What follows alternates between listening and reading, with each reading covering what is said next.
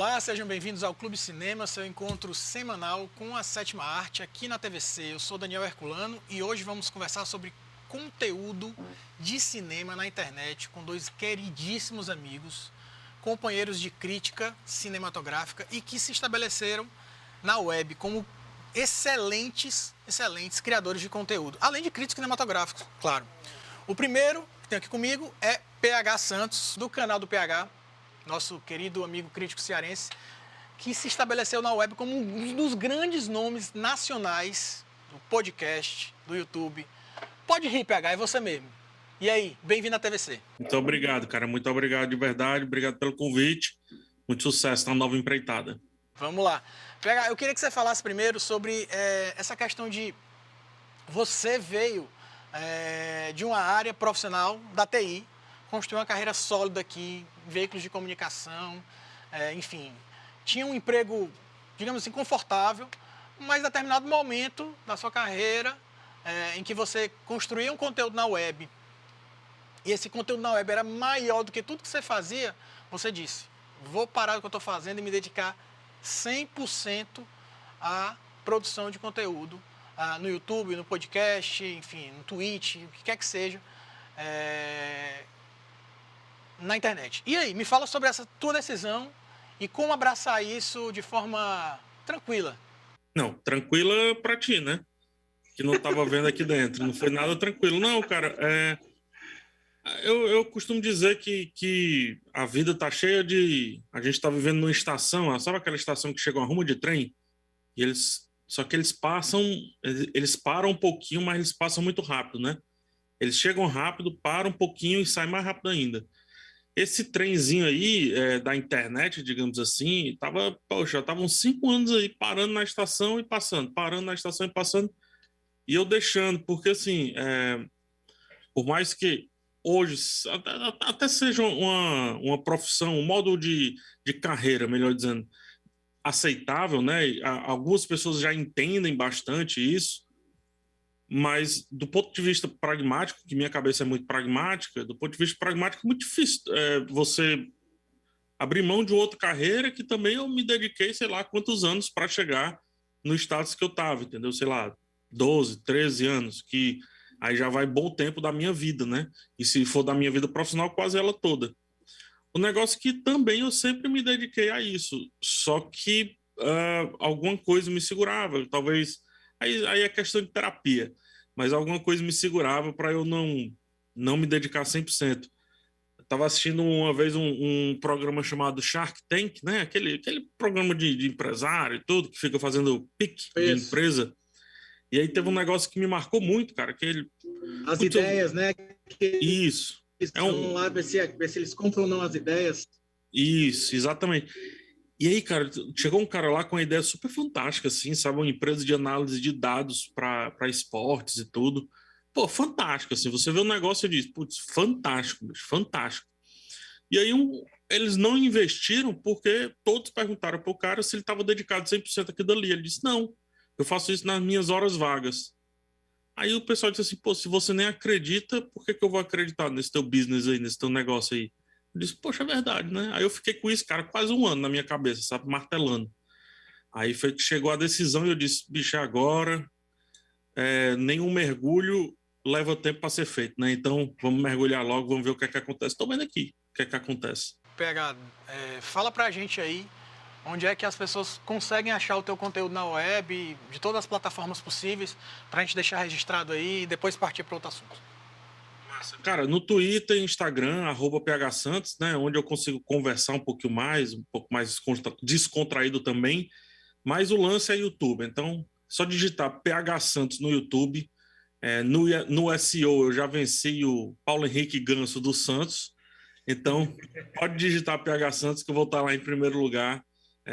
Um canal com mais de 300 mil inscritos na altura da nossa gravação, mais de 310 mil inscritos, conquistado a duras penas. Você estava lá no 15º, você sabe como é que foi essa jornada aí, mas tamo aí. Sem dúvida nenhuma, é gratificante a gente olhar para trás, né, e ver, a partir do momento que a gente acompanhava o canal de 5, 10, 15 mil, e ver hoje com uma audiência consolidada, né? E ver que a sua opinião importa para muita gente, entendeu? Isso é sensacional. Eu não tenho dúvida que eu fico muito feliz com isso. Eu acredito que você mais ainda. PH, eu queria que você... As pessoas têm muito aquela aversão, às vezes, né? Do cara fala assim, pô, eu sou crítico de cinema. O cara já dá aquele biquinho, dá aquela careta, né? Mas fala pra gente como colocar essa posição, porque hoje você é um crítico de cinema, né? Há algum tempo você é um crítico de cinema, estabelecido na web. Como é colocar isso para a internet, para as pessoas? Olha, gente, eu tô aqui para analisar um filme e colocar na minha visão, enfim, de como esse filme funcionou. Né? Como é que você pode colocar isso para a audiência? Cara, tem uma inteligência aí que é uma inteligência meio muito, não é sombria, mas é muito tímida, é uma inteligência que não aparece tanto. Porque eu vejo, e aqui é uma crítica à crítica, eu vejo que a crítica não entendeu que a crítica, né, essa que a gente está falando, a com C maiúsculo, mudou. Ela hoje não está tão como ela foi escrita lá na cartilha, ela não está tão como foi escrita lá na definição acadêmica e por aí vai, né?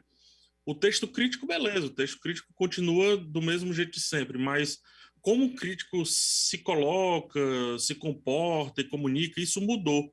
Então, eu demorei muito tempo a aceitar a posição de crítico por não querer ferir as origens, só que conversa vai, conversa vem com várias pessoas, inclusive com você também, eu percebi que eu fazia parte dessa mudança também. Eu não era a mudança, tá? Eu fazia parte. Tanto os outros estavam também mudando essa maneira do crítico utilizar a crítica com C maiúsculo. C maiúsculo. Então, tendo isso em vista, você começa a se adequar um pouco para o que é essa crítica aí do YouTube, em vídeo, né, e em outras plataformas também, porque ela já está mudando de outras maneiras. E aí, cara, é muito difícil também, porque do ponto de vista da audiência, a crítica, e esse nome já é meio... Não é pedante, mas já é um nome envolto a um pouco de negativismo. Ele carrega um peso. Crítica, reclamação, e crítica não é reclamação, ela flerta mais com análise do que com reclamação, né? Sim. Ela é só um nome que deram para um tipo de texto. Basicamente é isso. Então, de um lado, eu tenho aqui um certo desequilíbrio na aceitação pela crítica tradicional, como também, dependendo do conteúdo, eu também tenho um certo desequilíbrio ali na aceitação do público de que um texto crítico, muitas vezes, ele tem uma frieza, ele precede uma frieza muito grande. Ele não é um texto de um fã, ele não é um texto de um emocionado, por mais que a emoção de vez em quando tome, porque não tem como falar de arte sem emoção, né? Sim. Mas o texto crítico é aquele step back, né?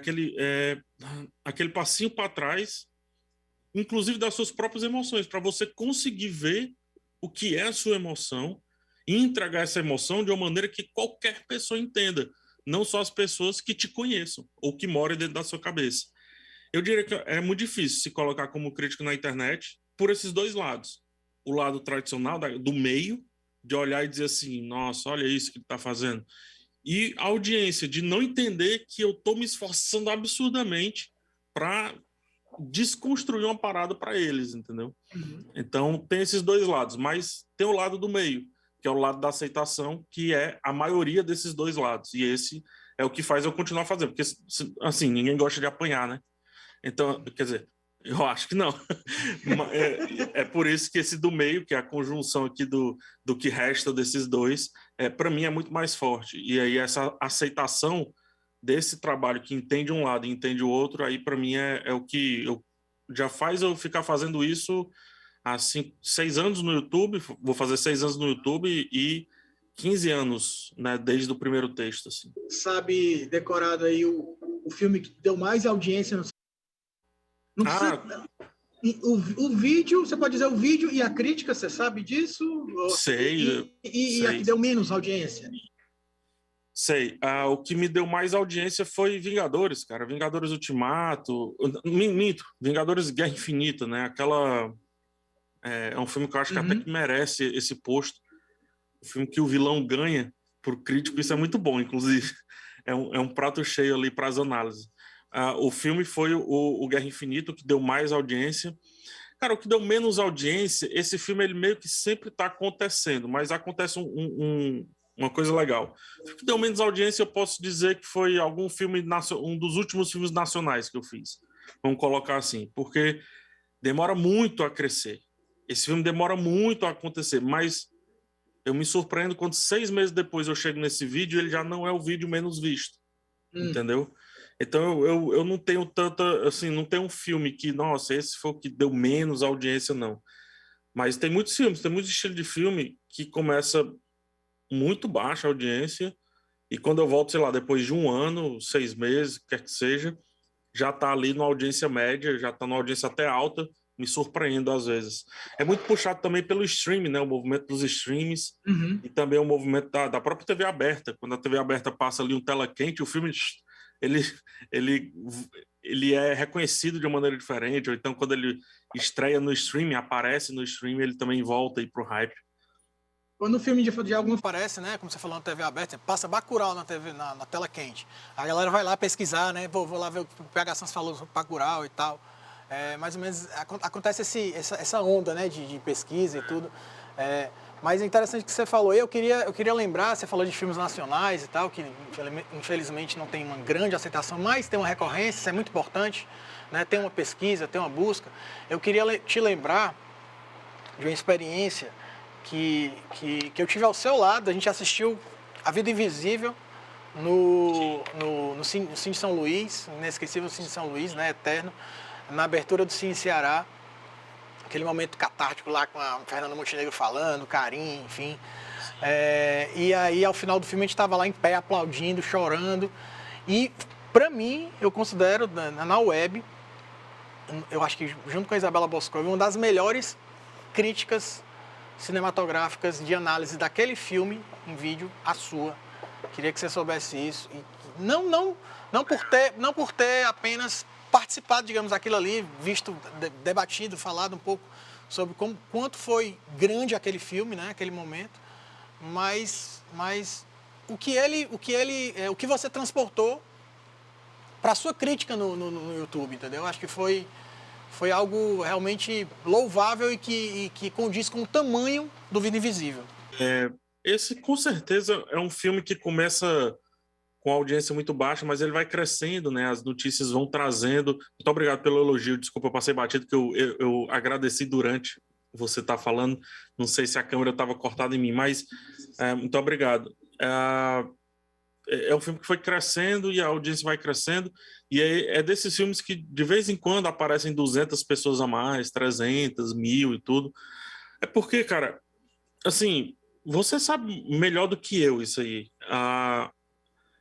Tudo é o recorte que você escolhe, né? Não tem como eu falar do filme inteiro em 10 minutos. Tampouco falar de um filme inteiro em, sei lá, 5.000 toques para ir para um jornal, né? 4.000 toques, quer que seja, 4.000 caracteres para ir para um jornal, 5.000, quer que seja.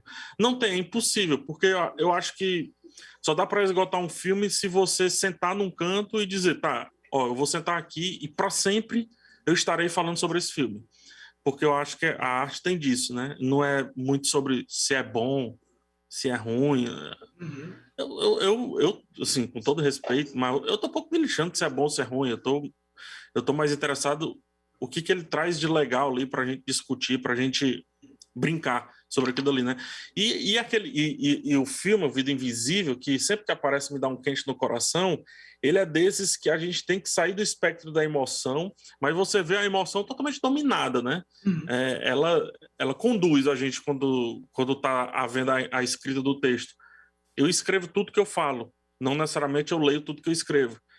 Então, é um momento que eu começo a me podar um pouco, mas esse filme específico, A Vida Invisível, quando você tem ele apresentado pela Fernanda Montenegro e dentro do filme o fechamento de cortinas dele pela Fernanda Montenegro, é muito difícil você se colocar não como neutro, mas como um pouco frio para entender as suas próprias emoções, né? Porque o filme ele é a emoção em si. E aí tem muito mais coisa envolvida, porque O pessoal pensa que o crítico é um bicho distante do mundo, que não vive tudo, né? Poxa, a gente estava antes da gravação falando como foi legal o último jogo do Fortaleza, né? Então a gente vive as emoções do mundo, a gente é cearense, a gente sente o Ceará, a gente sente os nossos problemas com relação à arte e tudo. Então você vê também um cearense dirigindo um mega filme, tudo isso influencia, sabe? Tudo isso atrai para fazer um recorte desse jeito que você elogiou. Porque eu acho que mais do que o texto bem escrito, bem falado, quer que seja, é de tantas possibilidades você escolher a certa para dominar o seu texto. Porque o resto é muito apêndice, é muito penduricalho. Mas todo texto tem um coração, né? Aí que coração é esse, assim? Então, quando você fala isso, eu fico mais feliz da minha cachola que funcionou para acertar nesse coração, digamos assim. PH, fala um pouco do teu novo projeto de podcast que você tem junto com 2 outros colegas da web. Pode falar um pouquinho dele pra gente aqui. Eu não sei se ele tá no 2º, 3º episódio, não lembro, desculpa. Nesse momento da gravação, né? No momento da gravação, nós já vamos pro 7º episódio. É porque também são 2 episódios por semana, né? Isso. Eu tô falando do Cena Aberta, o podcast de cinema e TV da Globo. Então, estou junto lá com o Max Valarezo, do canal Entre Planos, e com a Mica com 3 anos no final, do canal Mican. Esse podcast ele surge de um convite da própria Globo para a gente fazer o podcast de cinema da Globo. Como assim, né? A Globo tem um canal chamado Telecine, né? TV, cinema, né? Telecine, e ainda não tinha o podcast, tem o Globoplay, tantas outras plataformas. E eu fui chamado e nós montamos esse timaço, do meu ponto de vista, um mega time, apesar de pequeno, 3 pessoas, um time muito diferente, porque nós temos uma pessoa de Brasília, que vê o cinema de uma maneira bem tryhard, né, como fala na gíria do jovem. Nós temos a Mican, que ela é muito ampla em séries e TV.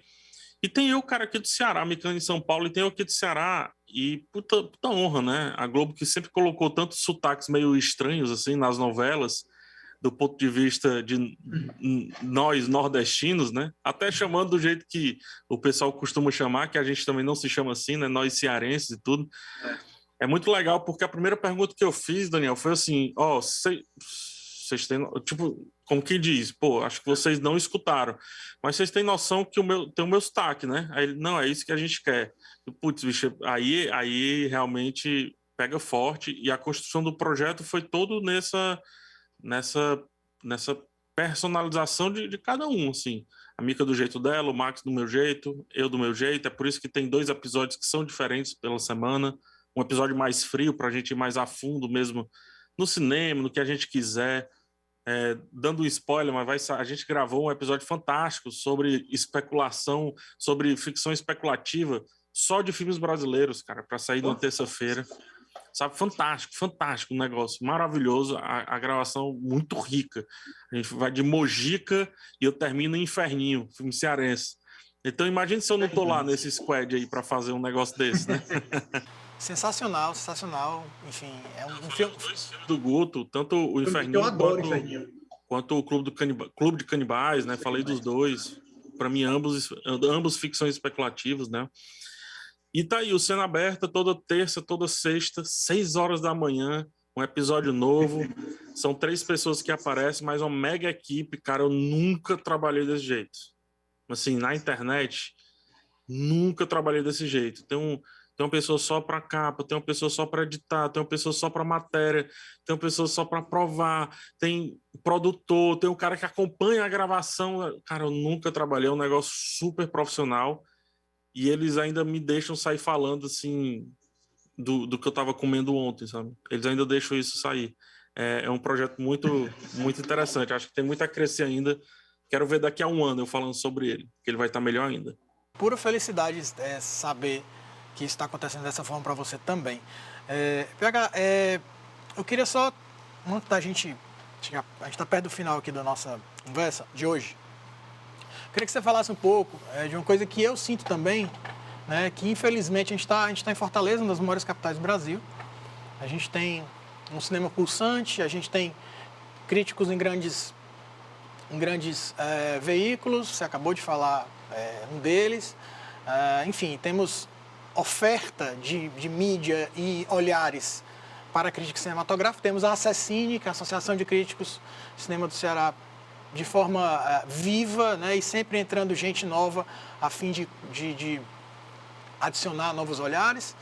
Mas a gente não tem, digamos assim, uma grande agenda de cabines aqui em Fortaleza. Apesar de ter agenda de cabines, né, cabines cinematográficas, para quem não sabe, aí do outro lado da terra são as exibições que são feitas dos filmes antes da estreia do filme para o público geral, ou seja, se o filme vai estrear quinta-feira nos cinemas, segunda ou terça a gente está assistindo o filme para poder fazer essa análise e passar a nossa visão assim que o filme estreia, né, no cinema. Mas nós não temos, digamos assim, todas as distribuidoras interessadas em fazer cabines aqui em Fortaleza, né?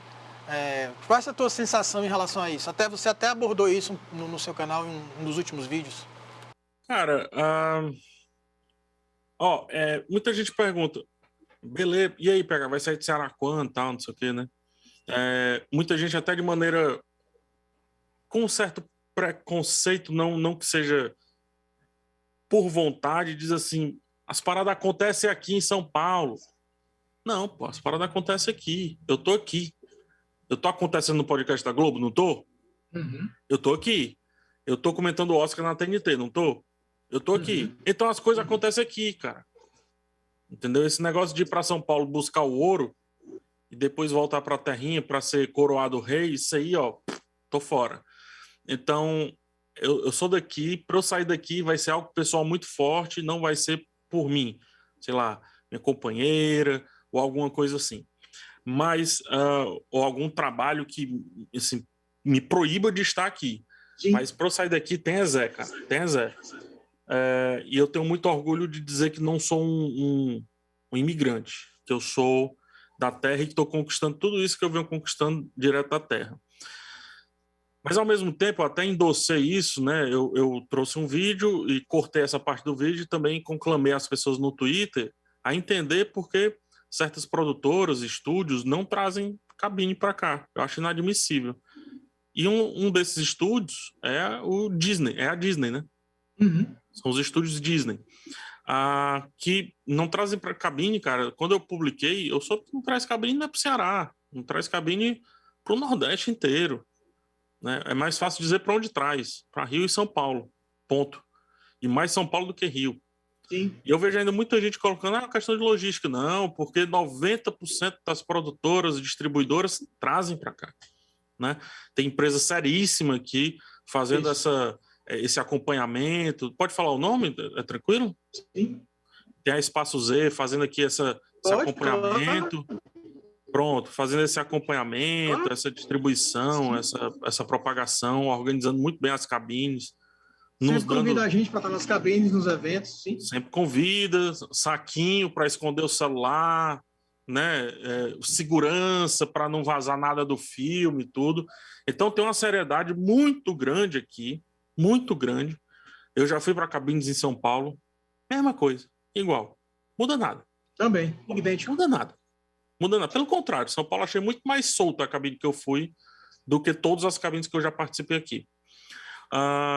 Mas a Disney, por algum motivo, ela não traz as cabines para cá. Então não é logística, não é grana, não é nada. Eu acho, tá? É desrespeito. Porque, beleza, tem outros 30, tem 2 jornais imensos, Diário do Nordeste e O Povo, né? Esses jornais têm editorias, O Povo, principalmente, tem uma editoria hiper forte. O segundo produto do Povo é o Videarte, a editoria de entretenimento fortíssima. Você sabe, você já esteve por lá. E a Disney olha para tudo isso e diz: não vamos conversar com vocês. Não preciso disso. Não quero isso. Essa galera estranha não me agrada. Bom, ela faz nos Estados Unidos inteiro, tá? Os Estados Unidos é meio que quase o tamanho do Brasil aí. Ela faz cabine nos Estados Unidos inteiro. Por que não vem para cá? E aí, eu, em vez de buscar esse ouro, né? Eu disse, não, vou começar a levantar essa chateação. E aí vem 2 pontos, tá? O público compra mas eu não tô vendo a turma que vai se beneficiar disso comprando essa zoada comigo. E aí eu até chamo, não sei se passou em branco, não sei o que foi, mas muita gente se beneficiaria se isso acontecesse. E eu não tô vendo essa galera comprar essa zoada. Não tô vendo. Então a chateaçãozinha que fica.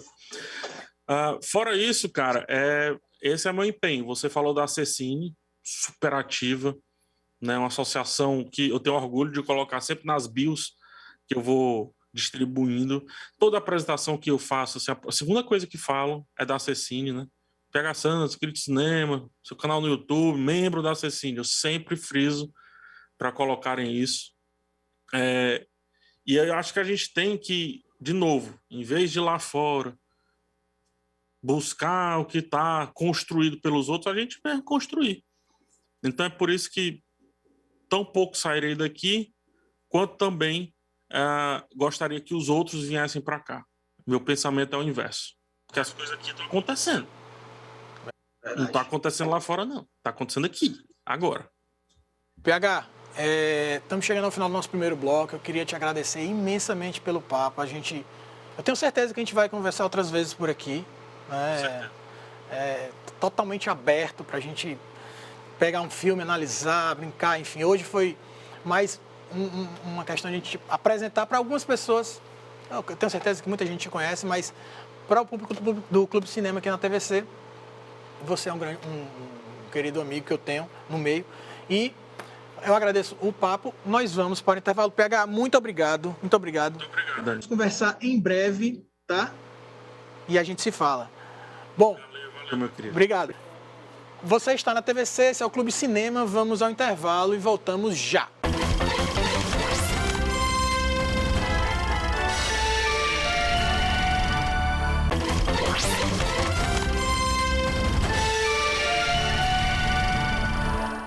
Olá, voltamos com o Clube Cinema aqui na TVC, o seu encontro semanal com a sétima arte. Eu sou Daniel Herculano e hoje estamos falando de criação de conteúdo para a web, obviamente com foco em cinema. Primeiro bloco, o PH Santos, e agora eu recebo meu querido amigo direto de Fortaleza também, mas ele não é de Fortaleza, Márcio Salem. Seja bem-vindo, Márcio.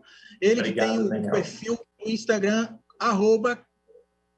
@Cinema com Crítica, e também um site com o mesmo nome. Márcio, seja bem-vindo.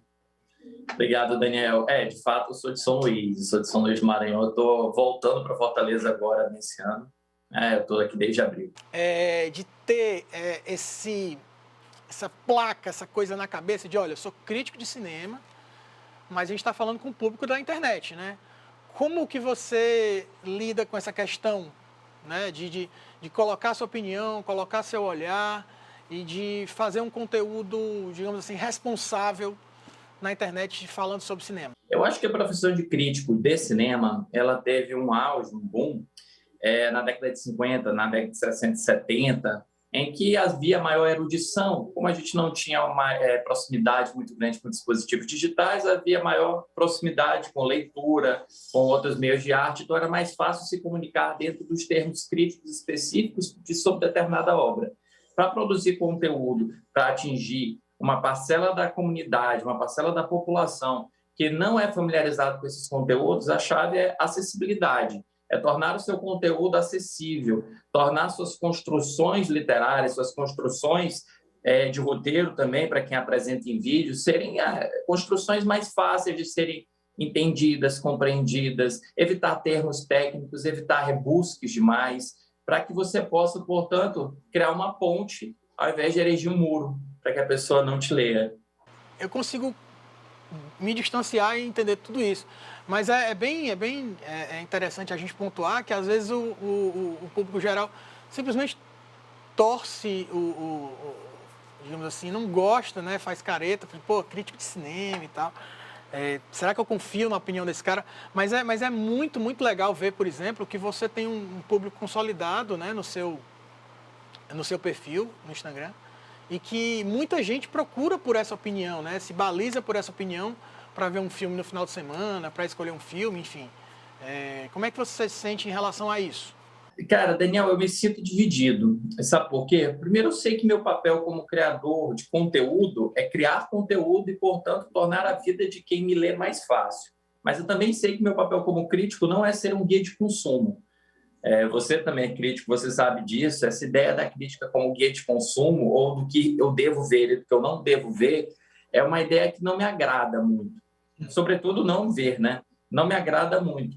Mas eu me sinto, de certa forma, recompensado. Eu tenho 112 mil pessoas, 112 mil leitores que me acompanham, que estão vidrados em saber, por exemplo, opinião sobre determinado filme, ficam aguardando uma opinião sobre um determinado filme. Muitas vezes cobram, poxa, você não vai escrever a crítica dessa série, desse filme. Pô, eu sou só um, eu não posso, eu sou só um, eu não consigo assistir tudo. E que ficam ansiosos para ver minhas listas de filmes, de sugestões que eu faço. Porque eu tento me pautar numa ideia de que, quando eu sugiro algum filme, eu tento tirar a pessoa da zona de conforto. Que a zona de conforto é para onde todos nós vamos, em determinado momento das nossas experiências de espectador, quando nós nos guiamos no top 10 da Netflix ou nos grandes lançamentos de séries da semana. Existe até mesmo aquela zona de conforto artística, autoral, em que a pessoa, não, eu vou ficar só vendo o que está lançando em serviços de streaming especializados, como o MUBI, o Belas Artes, o Reserva, e acaba esquecendo também de mesclar, né, de equilibrar a experiência cinematográfica entre entretenimento, entre reflexão, entre algo mais autoral, entre algo mais contemplativo. Então, eu me sinto muito bem de poder estar retribuindo esse carinho que eu recebo, mas eu gostaria muito que a crítica fosse vista como deve ser vista. É um texto reflexivo em torno de uma obra, e não como necessariamente um guia de consumo. Mas eu concordo que eu já perdi essa batalha. Eu sou um Dom Quixote contra esse moinho. Esse moinho já me derrotou. Mas eu entendo demais isso, óbvio. Eu provoquei mais para a gente poder conversar, para que as outras pessoas também escutem isso, né? É importante pontuar. Não só o que a gente sabe, mas falar para que possa ser absorvido também. A gente externalizar isso. Você citou aí, en passant, o serviço de streaming. Apesar do Clube Cinema ser um clube que apoia de forma 100% a mídia física, nós temos também a oferta de streaming. A gente sempre fala, de uma forma ou de outra, de coisas disponíveis, né? Então, assim, você falou, en passant, de algumas ofertas, e daí eu queria só deixar registrado aqui, até para as pessoas poderem abrir mais o leque, né, de streaming, que não é só questão de ter Netflix, né? Muita gente fala só Netflix, tem na Netflix, tem na Netflix? Não, gente. Eu posso falar um pouco aqui que a gente tem, como o Márcio sempre indica, filmes no MUBI, o Belas Artes, né, à la carte, né, e, enfim, Cine Sesc, que é gratuito também, né, que tem bons filmes disponíveis. Eu queria que você falasse um pouco dessas ofertas de streaming, Márcio. E aí, na sua volta, eu vou falar um pouco também na mídia física. Claro. Bem, as pessoas ficam muito pautadas mesmo em Netflix apenas, mas hoje nós devemos ter no Brasil cerca de 20 streams, talvez até mais, uma contagem preliminar. Nós temos, eu vou citar apenas os dos mais populares, nós temos a Netflix, nós temos a Amazon Prime, nós temos o Disney Plus, nós temos o Star Plus da Disney, nós temos a HBO Max, tem um Telecine também, naturalmente. E do lado dos streams mais voltados ao mercado independente, ao mercado autoral, nós temos o MUBI, nós temos o Belas Artes à la carte, o Sesc Digital que você citou, o Reserva Imovision, o Filme BR, o Supumungam Plus. Então, se nós formos pensar muito bem, nós temos um cardápio muito variado para escolher de streams. E quando a gente pensa, eu vou pagar R$ 9,91, R$ 9,98, quando a gente fecha toda a conta, dá uns R$500 só de streaming por mês. Alguma coisa errou no meio do caminho nessa conta aí que a gente pagou. O importante para cada espectador, para cada público, é saber exatamente o que quer ver. Eu estava conversando sobre isso há algumas semanas, que nós devemos ter 3 tipos de espectadores. Nós temos o espectador médio, sobretudo, que é aquele espectador que busca no cinema uma válvula de escape, um entretenimento.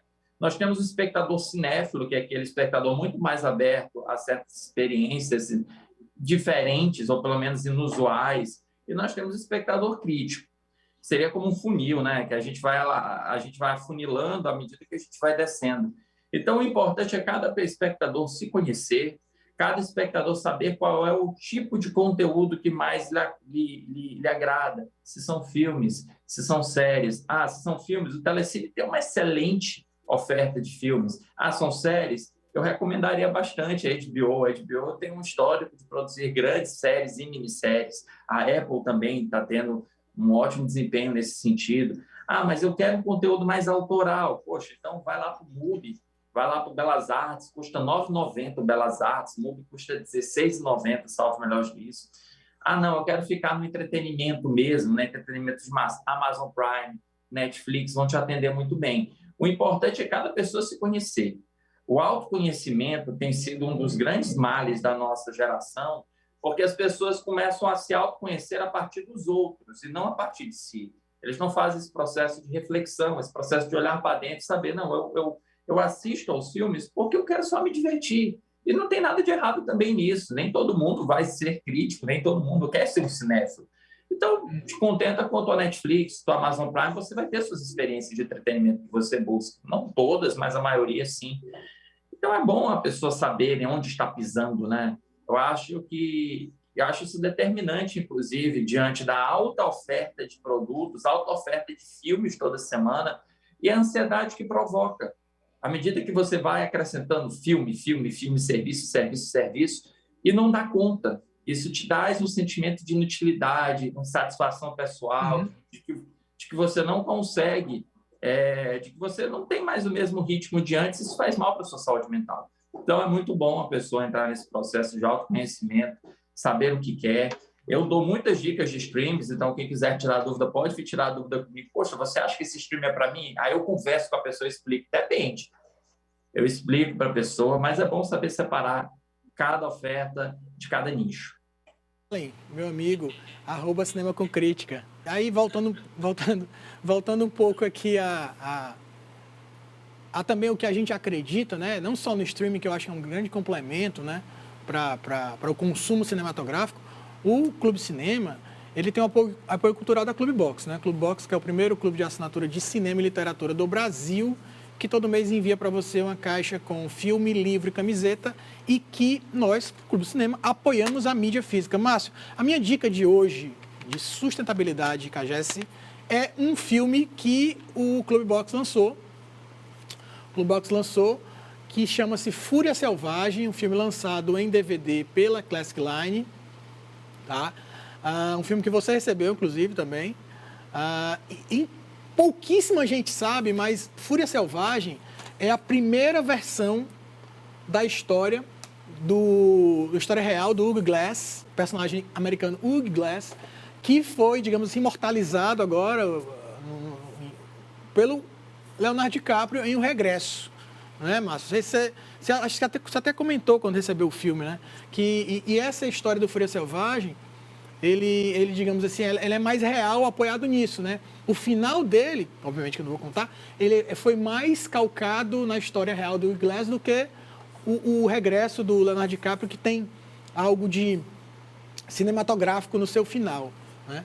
Não sei se você chegou a conferir, Márcio, Fúria Selvagem, mas é bem interessante, talvez depois você fazer esse comparativo no Cinema com Crítica. Você tem vários quadros no Cinema com Crítica, eu estou gostando muito, inclusive, daqueles das décadas, né? Que você indica filmes por décadas. E se você fizer também não sei, em algum momento, de comparar o remake ou a primeira versão de um filme com a segunda, acho que seria interessante você colocar essa sua visão nisso aí também. Não, é verdade. Eu acho que a gente reclama muito hoje de conteúdos produzidos. O que pelo menos eu faço, né? Eu vou me pautar por mim. Às vezes eu me incomodo muito quando eu olho um conteúdo que não vale a pena ver esse filme, um conteúdo para não ver um filme. Isso me incomoda, isso me dói muito na alma. Ou eu vejo um conteúdo explicando o final de um filme que não seja a origem. Vai lá, qualquer filme que não seja a origem, que não tenha um final complexo, mas você está explicando o final. Aí eu fiquei pensando, poxa, é importante não criticar só quem está fazendo seu trabalho, quem tem seu público, mas criar quadros que tentem atrair seus outros públicos, né? Que tentem atrair públicos a partir da informação, a partir do conhecimento. Eu fiz 4 quadros, eu montei 4 quadros agora do Cinema com Crítica, além dos que eu já tinha. A gente fala muito de representatividade, então eu fiz um quadro sobre representatividade. Sim, muito legal. Eu sempre gostei de fazer um apanhado, balanço. Eu sempre gostei de fazer um balanço geral dos filmes, então eu estou fazendo agora, pego um ano do cinema e pego, olha, eu acho que os 30 principais, os mais representativos filmes desse ano, que já é muito filme, né? Já dá muito trabalho. Estou fazendo algumas sobre atuações injustiçadas ou injustiçadas, entre aspas, porque a gente não acredita no poder do Oscar como determinante de justiça. E cinema nacional também. E essa sua sugestão é muito boa. O Richard Butler ele fez uma versão bem mais brutal do que o Leonardo DiCaprio, por assim dizer, né? Menos cosmetizado do que a do Leonardo DiCaprio no Regresso. É sempre bom você comparar experiências, comparar o hoje com ontem, a fim de que você entenda também o poder da adaptação, né? Você entenda o que foi transportado de um período ao outro. As pessoas às vezes têm curiosidade, né? A gente fala que, caramba, adorei filme tal. A pessoa fala, mas você sabia que tem um filme que ele foi baseado nisso? Adorei Sete Homens e um Destino com Denzel Washington. Pô, mas você sabe que existe um outro filme feito lá atrás com Steve McQueen, enfim, com outro elenco. Dois outros, teve a continuação, enfim. Enfim, já vinha dos 700 Samurais do Akira Kurosawa, depois, né, o The Seven Magnificent, que foi e agora o Denzel Washington o remake do remake, né, podemos dizer assim, né? E isso existe mais. Nada se cria, tudo se copia. O Hollywood é mestre nisso. Márcio, eu queria que você falasse um pouco também como foi voltar ao cinema depois de tanto tempo, né? Ainda estamos em pandemia, né? É importante que todos utilizem máscaras mesmo vacinados, tá? Mas eu queria que você falasse um pouco dessa experiência que eu ainda não tive, estou aguardando um pouquinho ainda, de retornar ao cinema depois de tanto tempo. Eu acho que o último filme tinha sido Mulher Maravilha 2, daí você passou um período sem ver filme e aí voltou para uma cabine, voltou para uma sessão, enfim. Me fala dessa sensação de voltar ao cinema, por favor. Falo sim. Então, em 2020, a gente enfrentou um pesadelo que ninguém esperava, a gente ainda não acordou desse pesadelo, né? E durante 7 meses, eu acho, foi de abril até novembro, são 7 meses. Durante abril até novembro, todo mundo obedecendo o seu isolamento, seu distanciamento, e houve aquela leniência, houve aquela frouxidão, aquele afrouxamento na maneira com que nós lidávamos com a pandemia. Eu sou também culpado, todo mundo é culpado por isso. A gente achava que a pandemia tinha acabado em outubro, novembro, porque os números caíam rapidamente, e o cinema voltou, né? E eu pensei, poxa, eu vou assistir Mulher Maravilha, vou lá obedecendo todas as observações sanitárias. Eu já tinha tido também Covid naquele período, estava também dentro daquela ideia falsa de que eu não vou pegar mais Covid, com um pensamento bastante egoísta. E eu fui numa sessão bem distanciada, era a última sessão, acho que era 10 horas da noite, não tinha muita gente, foi uma boa experiência assistir ao filme no cinema. E aí voltou tudo de novo, voltou tudo ainda pior do que estava antes, né? Porque essa segunda onda ainda veio muito, muito mais violenta, porque as pessoas já estavam nas ruas e não queriam mais retornar para as casas. E eu retornei, de fato, agora em maio, não foi em maio? Acho que foi em maio ou em junho, que retornaram as cabines aqui em Fortaleza. A experiência da cabine, você sabe, você tem essa experiência, é uma experiência bem menos aglomerada. Você tem poucos, você não tem tantos produtores de conteúdo, tantos jornalistas, tantos críticos, vocês se separam, as pessoas estão muito bem separadas dentro da sala. Então, eu me sinto relativamente seguro dentro das nossas objeções que nós temos na sociedade, que hoje todo mundo vai para restaurante, vai para o supermercado, vai para a farmácia. Mas eu queria saber o teu sentimento em relação a voltar, entrar na sala de cinema e aquele filme começar. Eu ainda não tive, eu vou falar bem a verdade, eu ainda não tive esse arrebatamento, porque eu acho que a experiência do cinema ainda não é a mesma na pandemia. Ela talvez seja a mesma quando tiver 100% da população vacinada e eu puder sentar do seu lado e roubar sua pipoca. Vou te contar uma história engraçada. Muito antes da pandemia, teve uma vez que eu fui com a Camila para o cinema, a gente foi ver algum filme, eu não lembro qual foi agora, e eu coloquei minha água no braço da minha cadeira. De repente, uma pessoa pegou a minha água, bebeu, olhou na minha cara com cara de feio e botou minha água de volta. Eu tô falando de roubar tua pipoca, eu lembrei desse detalhe agora, me veio essa cena na minha cabeça. Eu só pegar a minha água, beber a minha água, me olhar pro cara feio e devolver a água. Tá bom, né?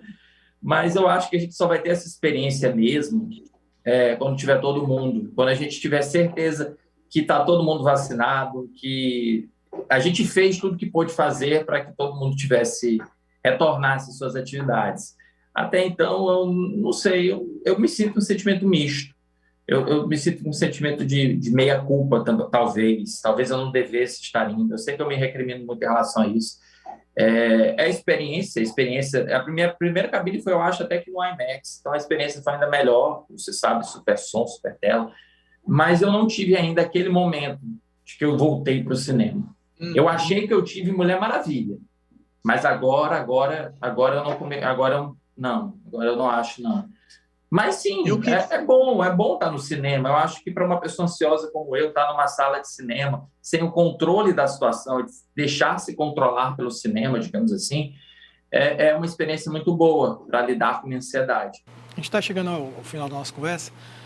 Passa rápido, né? Depois a gente vai conversar depois. Espero que a gente possa marcar outras conversas. Eu queria que você falasse um pouco do Clube do Crítico, né? Que é um projeto que eu sei que é do seu coração, que vai além, muito além de qualquer coisa. Você está criando um produto, vai além disso, não é um produto, é uma coisa que você acredita, que você gosta e que você, de certa forma, está passando conhecimento ou sensações ou uma visão, enfim, distribuindo, digamos assim, visões e deixando que as pessoas criem as suas próprias visões de obras, né? Eu queria que você falasse, enfim, um pouco para a gente finalizar a conversa, um pouco desse seu projeto, né? E deixar aí todos os endereços para que as pessoas pudessem entrar, né? Se quiser conhecer o Clube do Crítico, que eu recomendo demais, né? Eu participei uma vez como convidado e estou à disposição para participar de novo.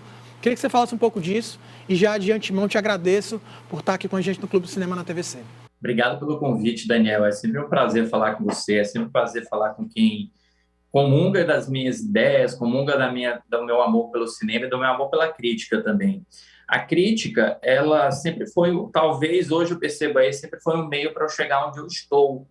Eu nunca pensei que eu pudesse ser um professor, nunca pensei que eu pudesse ser um comunicador, e talvez eu esteja descobrindo que seja esse, para mim, o papel da crítica. No clube eu consigo exercer esse papel de uma forma muito plena, de uma forma muito ampla.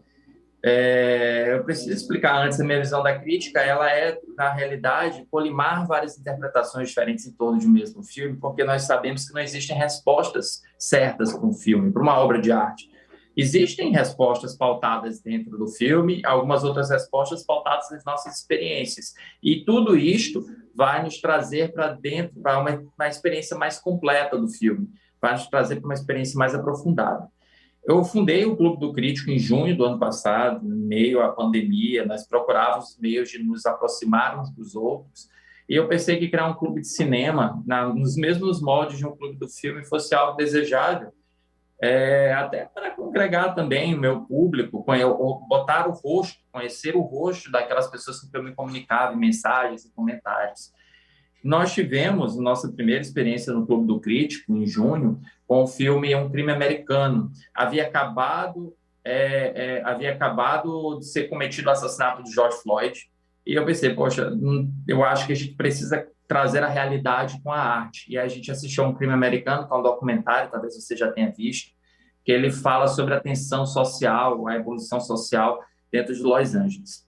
Eu fundei esse clube na época, foi uma experiência piloto gratuita, nós tínhamos 10 pessoas, hoje nós somos 199 pessoas, nós somos 99 pessoas comigo, 100 pessoas, que discutem filmes 2 vezes na semana, né? Nós temos 2 turmas, aprendemos juntos sobre cinema, sobre experiências pessoais, sobre aplicação por interpretações envolvendo sociologia, história, psicologia. É algo que me realiza, me aproxima das pessoas, como eu falei no início, derruba muros e levanta pontes. Então, eu consigo me aproximar mais daquelas pessoas com que eu me comunico, consigo estudar mais os filmes que eu amo, consigo aprender mais com a opinião dos outros, eu aprendo a ouvir, eu aprendo a ter empatia, eu aprendo a ter sensibilidade.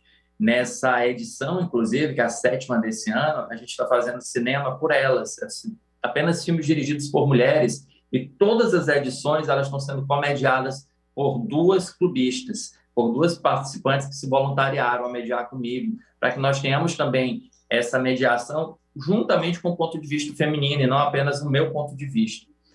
Queria mandar um abraço para os nossos clubistas aqui de Fortaleza, que podem estar disputando, o Ederson, o Eduardo, o Abraão, a Marlia, o Renan.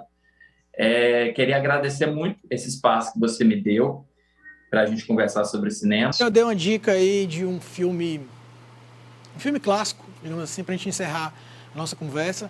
E você falou filmes de explodir a cabeça, a minha dica é Scanners, Sua Mente Pode Destruir, do David Cronenberg. Vou dar uma dica, então. Vou dar a dica de um filme que deverá estar na nossa próxima edição, chama Cidade dos Sonhos, Mulholland Drive, dirigido pelo David Lynch. E foi enviado na Clube Box número 25, de volta para Hollywood, é isso. Pessoal, muito obrigado, Márcio. Esse foi o Clube Cinema de hoje, tá? Eu sou Daniel Herculano e você está na TVC, o Clube Cinema, o seu encontro semanal com a 7ª Arte. O Clube Cinema tem apoio cultural de Clube Box, o primeiro clube de cinema de assinatura do Brasil. Obrigado, gente. Até a próxima. Valeu!